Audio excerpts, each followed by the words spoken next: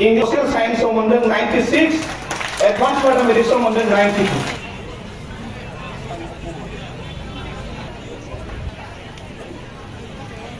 karena hafafaria yang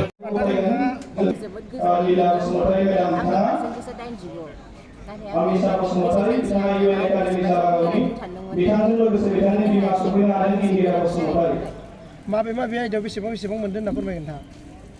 आङो इंराजियाव 69 ओमफ्राय गोरलै बिगियानाव 94 गोरलै सानखान्थियाव ससियेल साइन्सआव 96 इंग्लिशआव मोनदों 90 मैथमेटिक्सआव मोनदों 84 जेनेरेल साइन्सआव मोनदों फिउचाराव नोंथाङा इयुनावहाय मा जानो सानो जिहेतु फरायनायनि गेजेरजों? इलेक्टिभआव मोनदों 526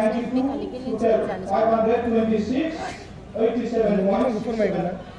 नोंनि थंखौ फोरमायगोन। आङो चिरां जिल्लानि सिङाव थानाय फानबारि गामियाव जोनोम मोनदोंमोन। आङो 8 बोसोर बैसोआव फरायदोंमोन नाथाय बेनि उनाव आंखौ जोंनि जोंमा स्कुलनि प्रिन्सिपालनि फंबाय सिमां लांनो बिथांनि थाखायनो आङो बे